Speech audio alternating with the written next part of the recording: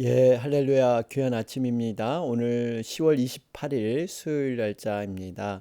오늘 본문 말씀은 예레미야 51장 54절에서 64절 말씀 함께 묵상하시겠습니다.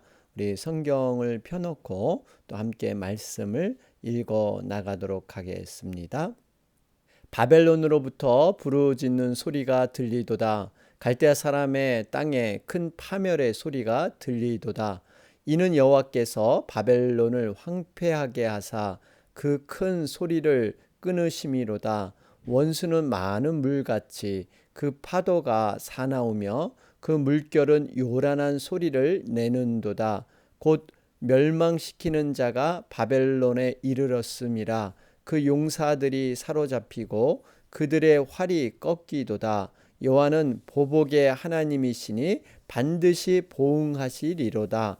만군의 여호와라 일컫는 왕이 이와 같이 말씀하시되, 내가 그 고관들과 지혜 있는 자들과 도백들과 태수들과 용사들을 취하게 하리니 그들이 영원히 잠들어 깨어나지 못하리라. 만군의 여호와께서 이와 같이 말씀하시니라. 바벨론의 성벽은 회파되겠고 그 높은 문들은 불에 탈 것이며 백성들의 수고는 헛될 것이요 민족들의 수고는 불탈 것인즉 그들이 쇠잔하리라.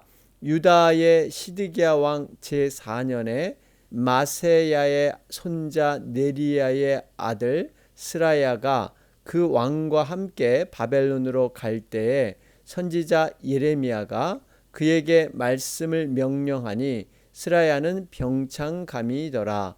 예레미야가 바벨론에 닥칠 모든 재난 곧 바벨론에 대하여 기록한 이 모든 말씀을 한 책에 기록하고 스라야에게 말하기를, 너는 바벨론에 이르거든 삼가 이 모든 말씀을 읽고 말하기를, 여호와여 주께서 이곳에 대하여 말씀하시기를, 이 땅을 멸하여 사람이나 짐승이 거기에 살지 못하게 하고 영원한 폐허가 되리라 하셨나이다 하라 하니라.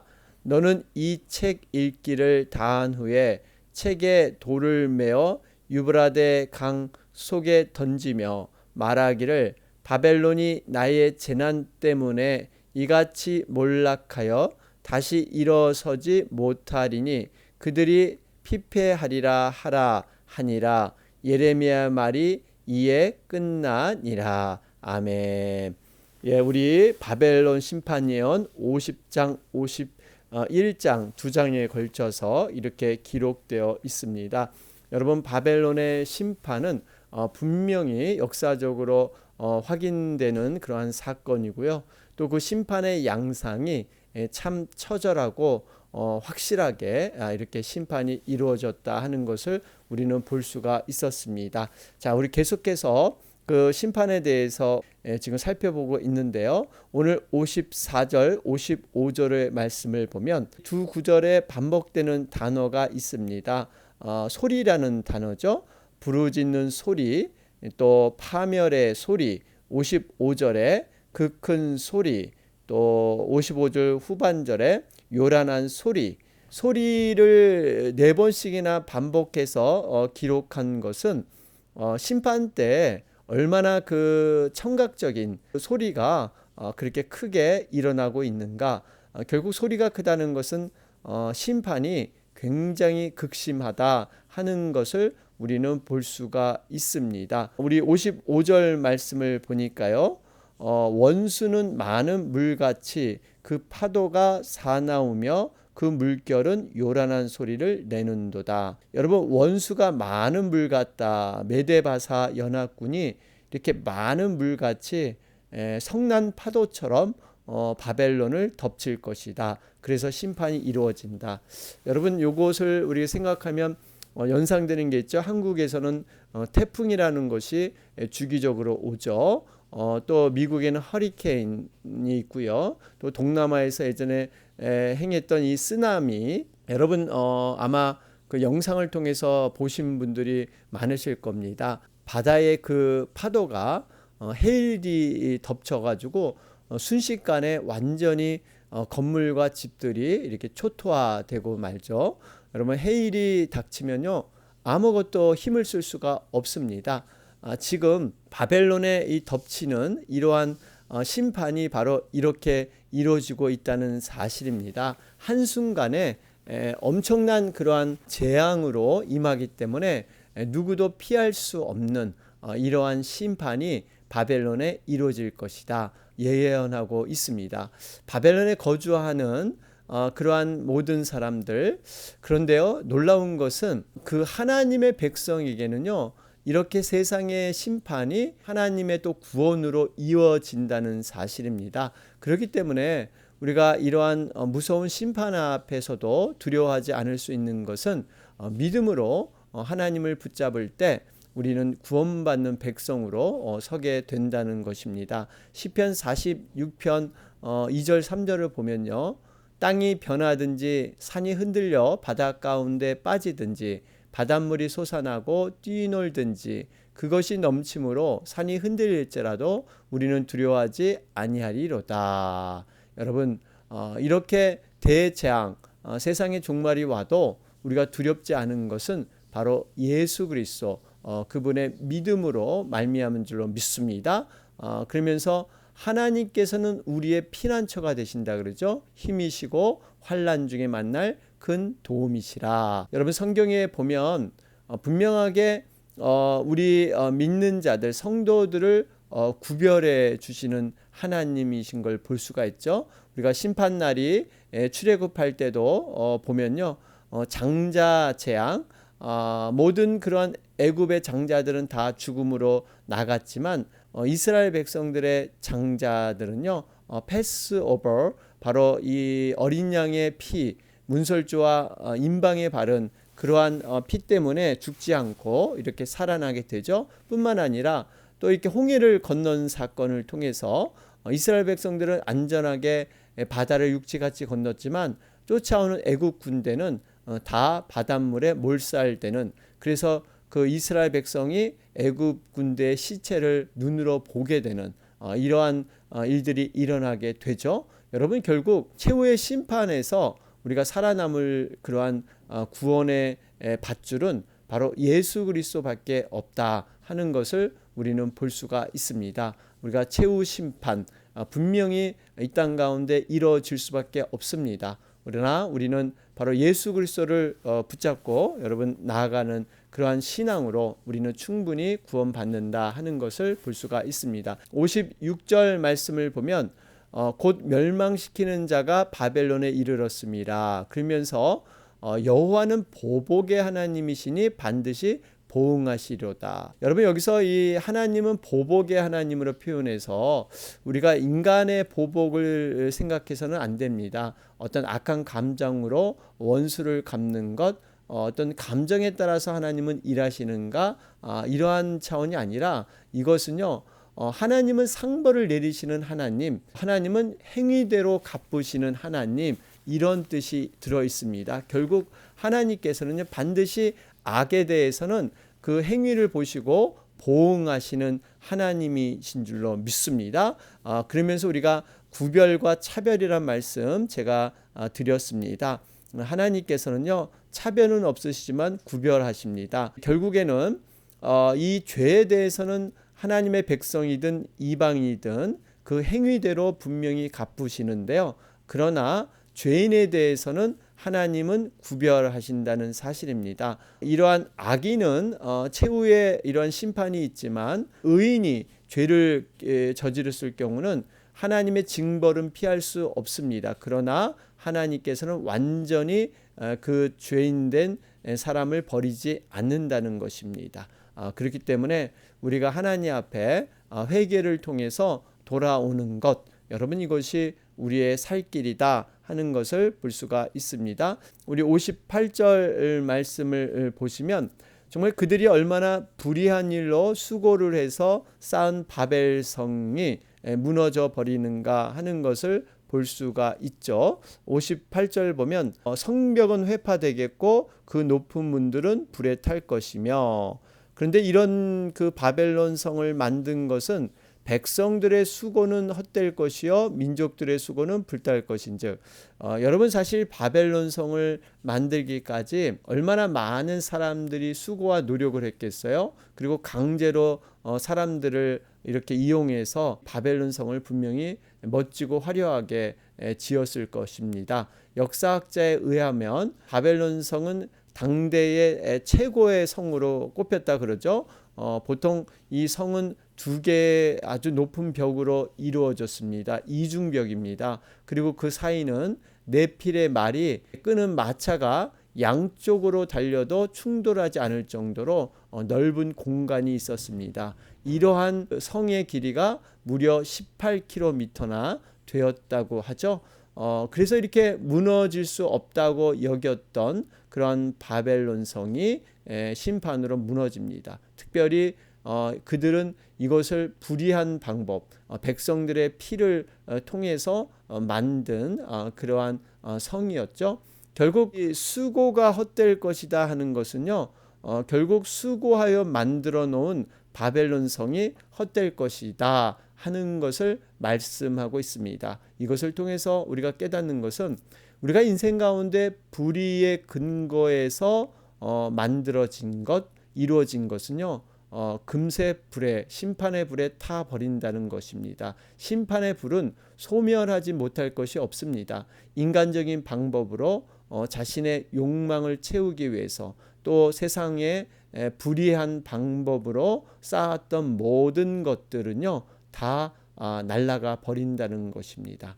오로지 남아있는 것은 무엇입니까? 믿음으로 하나님의 의를 통해서 쌓았던 이러한 것들, 그 의로운 삶의 수고들, 하나님의 믿음으로 행한 헌신들, 아름다운 봉사들, 이것만이 견고한 성이 돼서 반석 위에 세운 집처럼 심판의 비바람 앞에서도 여러분 완전하게 세워질 줄로 믿습니다. 그래서 우리는요 이것을 남겨야 합니다. 우리 인생의 모든 기초 되시는 예수 그리스도 위에 우리는 모든 것들을 믿음으로 쌓아야 된다. 그 외에는요 다 하나님 앞에서는 카운트 되는 것이 아니다 하는 것을 우리는 깨닫게 됩니다. 자, 그러면서 59절 말씀을 보면 이제 시드기야 왕이 이렇게 바벨론의 소환이 되죠.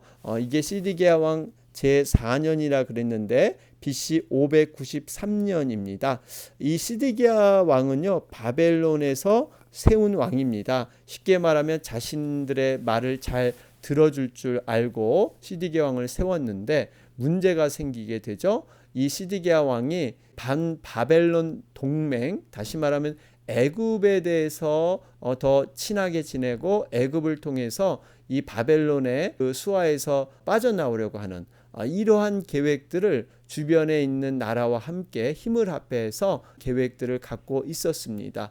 결국 이것이 발각이 됩니다. 바벨론 왕에게 이젠 추궁을 당하기 위해서 이제 본국으로 들어와라, 이런 일이 벌어지게 되죠. 그런데 그때 동행한 사람이 있습니다. 오늘 말씀을 보니까 네리야의 아들 스라야가 동참을 했다 그래요. 같이 동행을 했습니다. 그런데 그가 59절에 보면 병창감이더라 그러죠. 여러분 이 병창감은 수석 보좌관 아니면 왕의 행차를 이렇게 보살피는 사람 이런 역할을 하는 사람이죠. 그런데 예레미야가 시드기야와 함께 가는 스라야에게 명령을 하죠.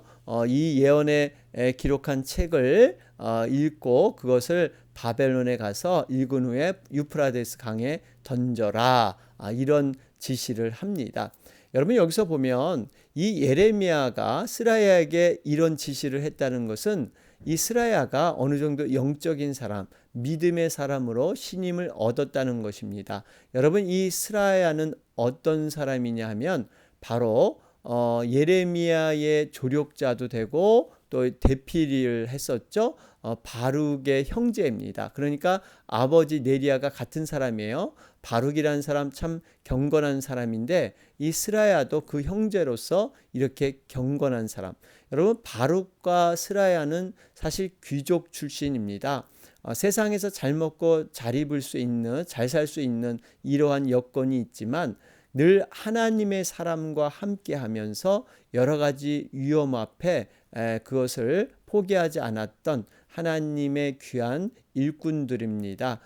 그래서 이 스라야는 그대로 이렇게 순종을 하게 되죠. 예레미야의 명령을 받들어서 그대로 한다는 거 여러분 쉽지 않습니다. 왜냐하면 이 시데기야가 반역이 발각돼서 지금 바벨론에 가는 길인데 더군다나 기록한 책의 내용이 무슨 내용이냐면요. 바벨론의 죄악과 멸망에 대한 내용들이 들어있는 책입니다. 만약에 이 책이 발견이 되면 영락없이 죽음을 당할 수밖에 없는 이러한 위험이 도사리고 있죠. 그럼에도 불구하고 정말 이 스라야는 포기하지 않고 이 사역을 정말 충실하게 감당하는 것을 볼 수가 있습니다.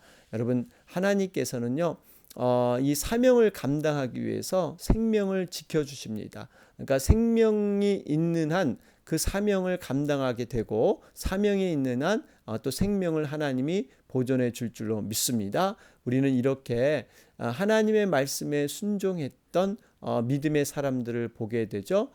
정말 하나님 말씀을 당당하게 바로왕 앞에 전했던 모세라든지 또 폭군 아합과 악녀 이세벨 앞에서도 담대했던 엘리야, 헤롯 왕의 죄악을 책망했던 세례 요한. 여러분, 이것은 사람을 보지 않고 사람을 두려워하지 않고 하나님 앞에 정말 두려움을 가졌던 경건한 자들의 모습입니다. 사람의 어떠한 그 권세 앞에 굴하지 아니하는 하나님의 사람의 모습, 이것이 바로 스라야인 것입니다. 여러분, 우리도 사람을 두려워할 것이 아니라 경외하는 하나님을 바라보면서 우리의 주어진 사명을 충실하게 감당해야 될 줄로 믿습니다. 자, 그러면서 부탁하고 명령한 내용이 60절부터 62절에 기록되어 있죠. 60절이요. 보면 기록한 이 모든 말씀을 한 책을 기록하고 그 다음에 61절에 이 모든 말씀을 읽고 그래요. 62절에 이것을 하셨나이다 하라 하니라. 이 의미는 기록하고 읽고 그 말씀을 선포해라. 이런 말씀이 기록되어 있습니다. 여러분, 예레미야가 지시한 내용은 곧 하나님께서 지시한 내용이죠. 그래서 사실 이 내용을 보면 겉으로는 보면은 지금 바벨론의 멸망을 예언하고 그것을 알리기 위한 것이죠. 멸망을 선포한 것입니다. 그런데요, 그 내면을 보면 하나님께서 왜 이 바벨론에 대해서 멸망을 이렇게 선포하라고 하셨을까요? 그 이면에는요, 바벨론의 구원을 하나님은 원하셨기 때문입니다. 이 멸망을 선포하는 것은 그들이 구원받을 수 있는 기회를 주는 거예요. 우리가 회개라는 것도 그렇죠. 죄에 대한 책망을 받는 것은요, 이것은 살리기 위한 것이지 죽이기 위한 것이 아닙니다. 여러분, 이 의미를 잘 알아야 돼요. 우리가 심리적으로 공황장애와 우울증이 다르다 그러죠. 여러분, 우울증은 늘 죽을 생각들이 드는데 공황장애는 늘 살 생각이 들어서 그것 때문에 힘들어지는 거죠. 어쨌든 하나님께서는요, 살리기 위한 그 마음이 크시지 심판받기 위해서 그걸 주는 것이 아닙니다. 그 한 예를 우리가 요나서를 통해서 깨닫지 않습니까? 여러분, 니느웨 백성들 하나님이 심판할 계획이 있으셨는데요. 요나를 보내서 그 심판의 선포를 하라고 하죠. 그랬더니 왕으로부터 어린아이들까지 모두 금식하며 하나님 앞에 회개하기 시작했습니다. 여러분, 그럴 때 하나님이 너희들은 어차피 심판받을 계획이니까 그래도 소용없어 이러지 않으셨죠? 여러분, 그 회개를 하나님은 받아들여서 그들을 구원시켜 주셨다는 것입니다. 이 의미는요, 우리가 하나님의 말씀을 가감없이 심판은 심판대로 그대로 전해야 된다는 것입니다. 분명히 하나님은 그 심판의 내용을 전했을 때 그들에게 구원을 주기 위한 목적이 그 속에 들어 있다는 사실이에요. 그렇기 때문에 우리가 하나님의 마음은 악인이라도 그 죄악 중에 멸망하는 것을 기뻐하지 않으십니다. 이게 에스겔 18장의 내용이죠. 그래서 우리는 세상에 대해서 심판의 메시지 가감없이 그대로 전해야 합니다. 그 심판의 메시지를 듣고 반드시 하나님 앞에 돌아오는 회개의 사람들이 분명히 있을 줄로 믿습니다. 그래서 숨김없이 가감없이 그저 우리는 말씀을 그대로 전하는 뿐이에요. 에스겔에게 말씀하신 하나님의 말씀이 있습니다.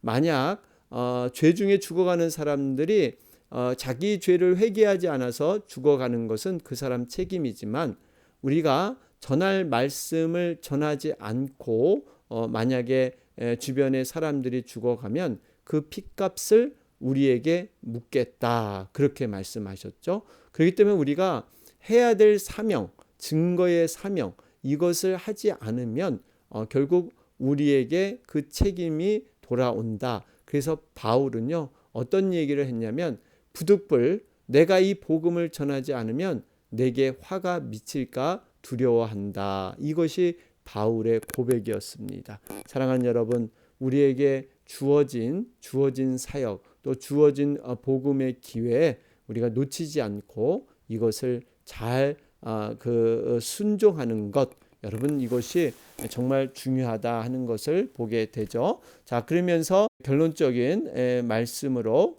63절에 근데 실제로 유브라데 강에 던지죠. 이것은 바벨론 지역의 강물에다가 이것을 던짐으로 말미암아 그 말씀이 그대로 이루어질 것이다. 이런 확신 가운데 이러한 비유적인 행동을 하고 있습니다. 그러면서 64절에 모든 것들이 다 몰락해서 이제는 피폐하리라 이 말씀으로 끝나게 되죠. 우리가 50장 51장 바벨론의 심판의 예언에 살펴봤는데 무려 110절 가운데 이루어진 긴 내용들 이제 마무리하는 시간입니다. 우리가 이 50장 51장을 통해서 깨닫는 것이 무엇일까요? 여러 가지가 있는데 하나는 하나님께서 역사에 대한 절대 주권을 가지고 또 하나님의 뜻에 따라 움직인다는 사실입니다. 두 번째는요, 하나님을 대적하는 인본주의, 어떤 사단의 세력들 결국 비참한 최후를 맞이하게 된다는 것입니다. 여러분 아무리 배고픈 사나운 동물이라도요, 이 배고플 때만 먹이를 먹는다고 해요. 여러분 사나운 동물도 배가 차면 먹잇감이 있어도 그것을 그냥 놔둔다고 합니다. 그런데 사람만은 다르다고 하죠. 사람은 배고플 때뿐만 아니라 배가 불러도 인간의 욕망과 탐욕은 제어가 되지 않습니다. 끝이 없어요.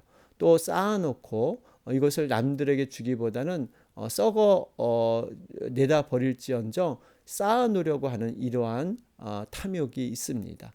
여러분 우리가 얼마나 이렇게 하나님 앞에 정말 이렇게 욕망적이고 탐욕적인 삶을 살아가는가, 우리가 한번 우리 스스로 돌아볼 필요가 있습니다. 그러면서 모든 세상은 하나님의 심판으로 끝난다는 거예요.